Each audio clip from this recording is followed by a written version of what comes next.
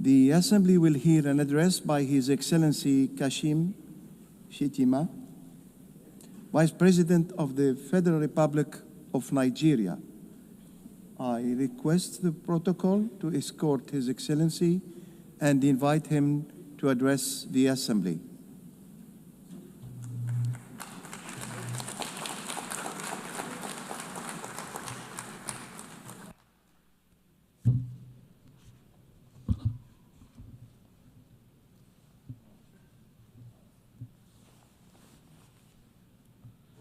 Madam President, Mr. Secretary General, Excellencies, Heads of State and Government, distinguished delegates. The chaos that shadows our world is a reminder that we cannot afford the luxury of inaction. We will have been consumed by our differences had there been no community such as this to remind us that we are one human family. Even in our darkest hours, we have refused to be broken. This community was born from the ashes of despair, a vehicle for order, and for the shared assurance that we could not afford to falter again. Our belief in this community is not a posture of moral superiority, but an undying faith in the redemption of humanity. It is, therefore, with profound humility that I stand before you today as Vice President of the Federal Republic of Nigeria on behalf of President Bola Ahmed Tinubu to renew this pledge on behalf of my country. Madam President, Nigeria joins the Committee of Nations in congratulating you on your election as the President of the General Assembly for the 88th session, and assure you of our unalloyed support during your tenure. I commend your predecessor, my brother, His Excellency Philemon Yang, and the Secretary General, His Excellency Antonio Guterres, for their outstanding stewardship and unifying leadership during these extraordinary times. This anniversary must not be a sentimental retreat into nostalgia. It must be a moment of truth, a pause to measure where we have stumbled and how we might have done better in turning our values into action that meets the demands of today. We are here to deliver a world of peace and development where the respect for human rights is paramount. We must recalibrate the delicate balance between our roles as sovereign governments and our duties as collective partners to renew multilateralism in a world that has evolved far beyond what it was in 1945. The pace of change across borders is a force without pause. It manifests in the tools of technology, in the movements of information and finance, in the corrosive ideologies that preach violence and division, in the gathering storm of the climate emergency, and in the tide of irregular migration. We must own this process of change. When we speak of nuclear disarmament, the proliferation of small weapons, Security Council reform, fair access to trade and finance, and the conflicts and human suffering across the world, we must recognize the truth. These are stains on our collective humanity. For all our careful diplomatic language, the slow pace of progress on these hardy perennials of the UN General Assembly debate has led some to look away from the multilateral model. Some years ago, I noticed a shift at this gathering. Key events were beginning to take place outside this hall, and the most sought-after voices were no longer heads of state. These are indeed troubling times. Nigeria remains firmly convinced of the merits of multilateralism. But to sustain that conviction, we must show that existing structures are not set in stone. We must make real change, change that works, and change that is seen to work. If we fail, the direction of travel is already predictable. We are here to strengthen the prospects for peace, development, and human rights. Madam President, I want to make 4 points today to outline how we can do this. 1, Nigeria must have a permanent seat at the UN Security Council. This should take place.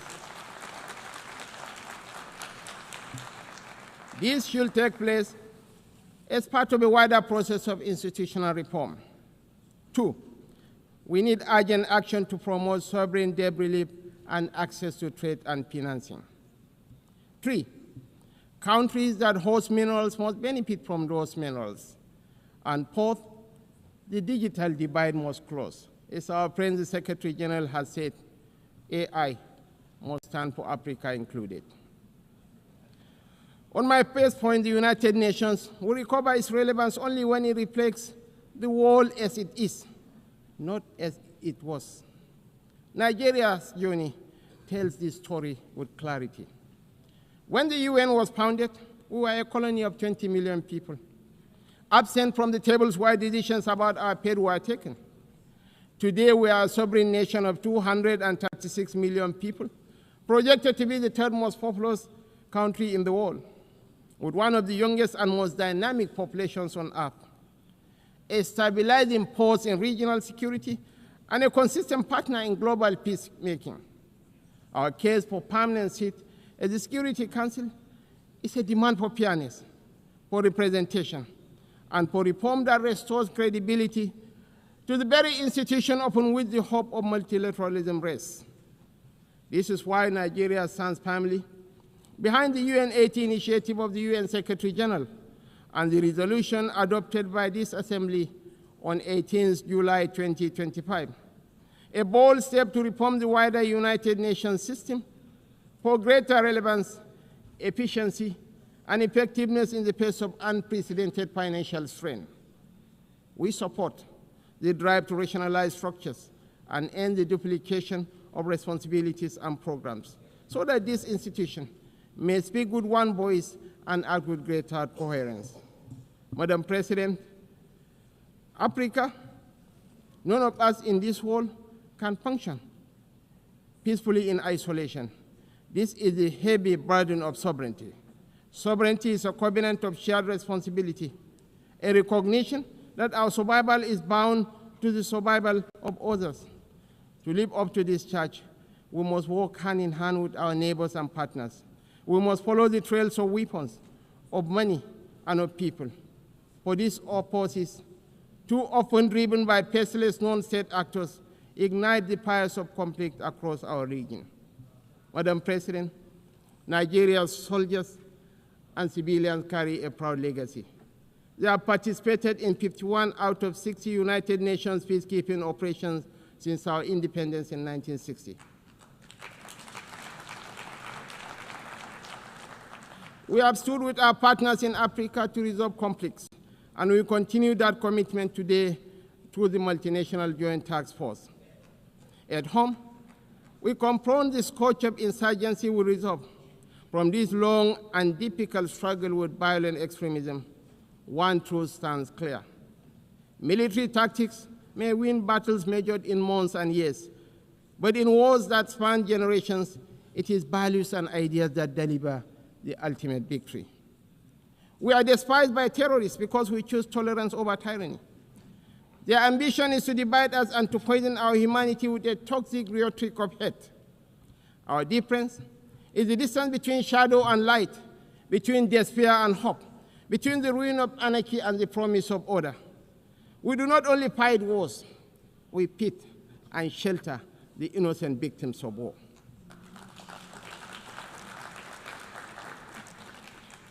This is why we are not indifferent to the devastations of our neighbors near and distant. This is why we speak of the violence and aggression visited upon innocent civilians in Gaza, the illegal attack on Qatar, and the tensions that scar the wider region. It is not only because of the culture of impunity that makes such acts intolerable, but because our own bitter experience has taught us that such violence never ends where it begins.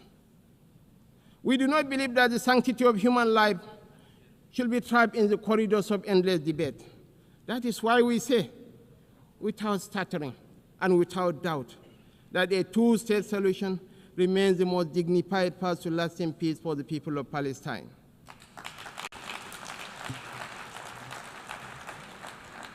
For too long, this community has borne the weight of moral conflict.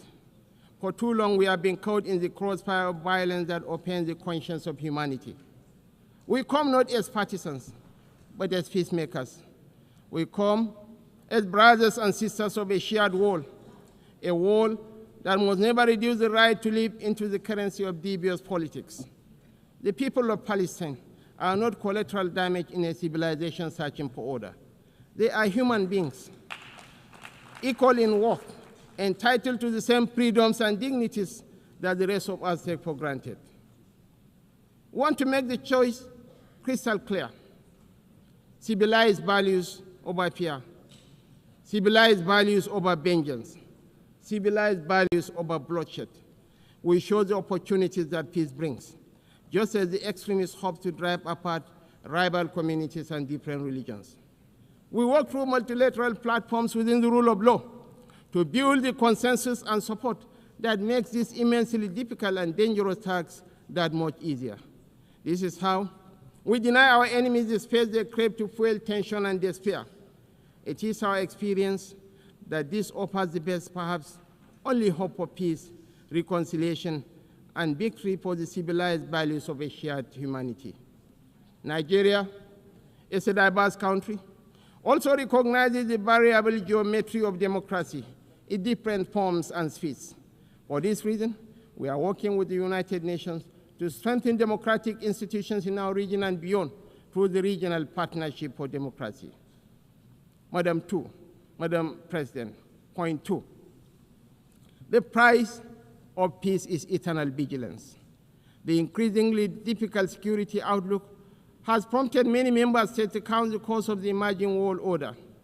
We in Nigeria are already familiar with so difficult choices: infrastructure renewal or defense platforms, schools or tanks.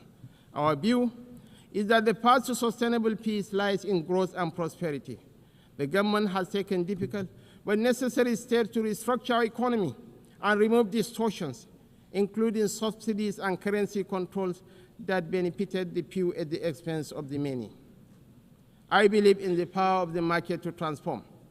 Our task is to enable and facilitate, and to trust in the ingenuity and enterprise of the people. But the process of transition is difficult and brings unavoidable hardship. This year, we held the inaugural West African Economic Summit in Abuja to bring investors and opportunities together.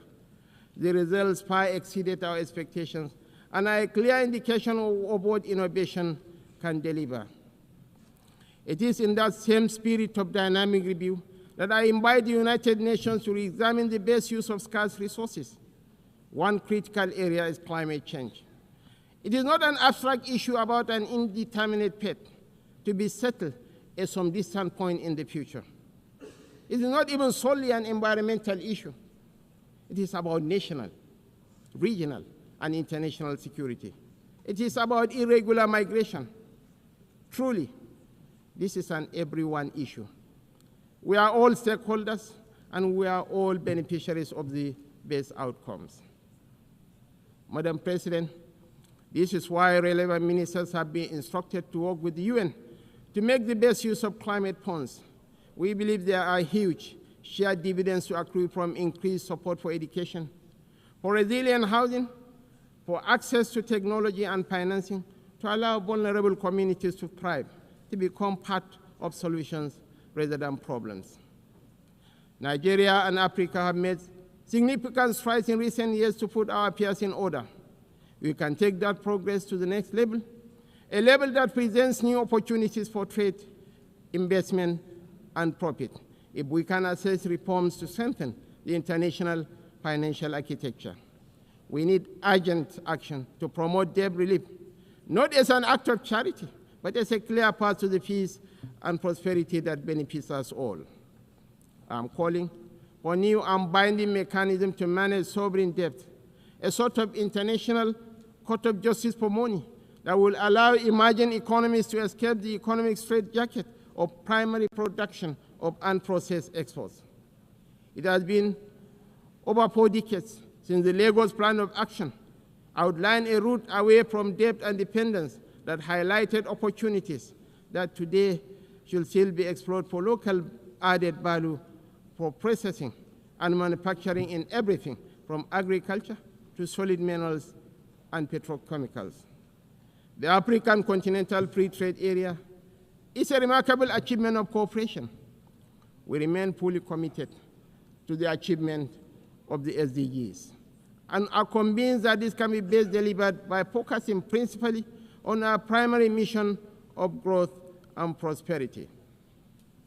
Madam President, on our third point, we welcome steps to move towards peace in the Democratic Republic of Congo. We agree that international investment and engagement offer a way out of the cycle of decay and violence.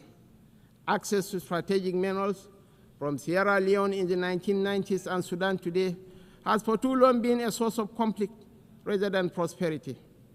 Africa, and I must include Nigeria, has in abundance the critical minerals that will derive and drive the technologies of the future. Investments in exploration, development and processing of these minerals in Africa will diversify supply to the international market, reduce tensions between major economies, and help shape the architecture for peace and prosperity on a continent that too often in the past has been left behind by the rivalries and competition between different power blocs. We know in Nigeria that we are more stable when those communities that have access to key resources are able to benefit from these resources. This has been our journey in the oil-producing region of the Niger Delta. I believe that will strengthen the international order when those countries that produce strategic minerals benefit fairly from those minerals in terms of investment, partnership, local processing, and jobs. When we export raw materials, as we have been doing, tension, inequality, and instability pester. Madam President, the fourth pillar for change that I am advocating is a dedicated initiative, bringing together researchers, private sector, government, and communities to close the digital divide. As we stand on the threshold of new and dramatic technological change, we are still absorbing the impact of the revolution on information and communication of the past 20 years. We understand better than we did the opportunities technology offers, as well as the safeguards we need to enable growth and mitigate the potential for corruption. Some worry about fake news. Truly, we have plenty of that, with the potential of devastating real-world consequences in countries rich and poor. I am more worried about an emerging generation that grows ever more cynical because it believes nothing and trusts less.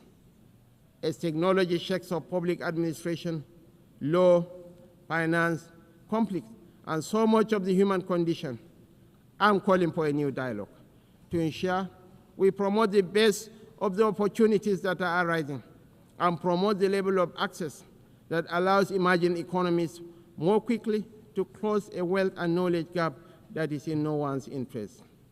I join you today to reassert Nigeria's commitment to peace, to development, to unity, to multilateralism, and to the defense of human rights is beyond compromise. For none of us is safe until all of us are safe. The road ahead will not be easy, and we know there are no quick fixes to the trials that test the human spirit. Yet history reminds us that bold action in pursuit of noble ideals has always defined the story of the United Nations. Time and again, we have found the wisdom to balance sovereign rights with collective responsibility. That balance is once again in question. But I believe, quite passionately, that a renewed commitment to multilateralism, not as a slogan, but as an article of faith, remains our surest path forward. Nigeria dedicates itself fully and without reservation to that noble cause. I thank you all for listening.